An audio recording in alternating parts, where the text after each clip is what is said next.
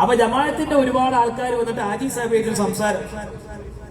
എന്നിട്ട് എന്ത് ചെയ്തു? നമുക്ക് ഈ കുറ്റിയാടിയിലെ ജുമഅ ഒന്ന് പരിഷ്കരിക്കാം. എന്താ ജമാഅത്തിന്റെ ആഗ്രഹം? നിലവിലുള്ള ജുമഅ പോരാ, നമുക്കതൊക്കെ മാറ്റം വരുത്താം.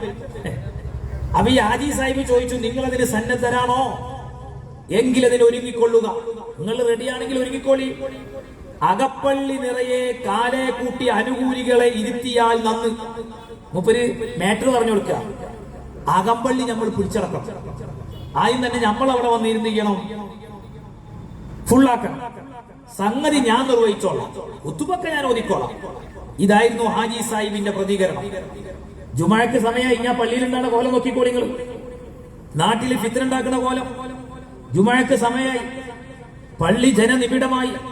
നേർച്ച കുഞ്ഞബ്ദുള്ള മുസ്ലിയാർ നീളക്കുപ്പായം ധരിച്ച് തലേക്കെട്ടണിഞ്ഞ് തൊയിൻസാൻ പുതച്ച് മിമ്പറിൽ കയറാനുള്ള ഒരുക്കത്തിൽ പടിഞ്ഞാറേ ചെരുവിൽ സമയം കാത്തിരിക്കുകയാണ്.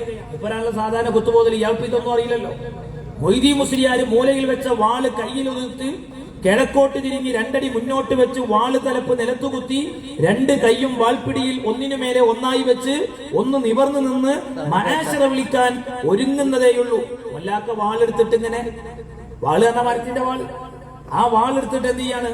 മനാശറ വിളിക്കാനുള്ള ഏർപ്പാടാണ്. അപ്പോഴേക്കും ഹാജി സാഹിബ് മിമ്പറിന്റെ മൂന്നാം പടിയിൽ കയറി കിഴക്കോട്ട് തിരിഞ്ഞ് അസ്സലാമു അലൈക്കും വറഹ്മത്തുള്ളാഹി എന്ന് ഉറക്കെ പറഞ്ഞ് മിമ്പറിന്റെ മുകളിലുള്ള പടിയിൽ ഉപവിഷ്ടനായി കഴിഞ്ഞിരുന്നു. മയസറ വിളിക്കുമ്പോ തന്നെ ഇയാൾ തവള ചാടുമ്പോൾ ഒറ്റ ചാട്ടം മിമ്പർ മക്കൾ, ഒറ്റ ചാട്ടം. എന്നിട്ട് ഞാൻ എന്താ പറഞ്ഞിട്ടോ? മൊയ്തീൻ സാഹിബ് ഒന്നും നെട്ടായിരിക്കോ?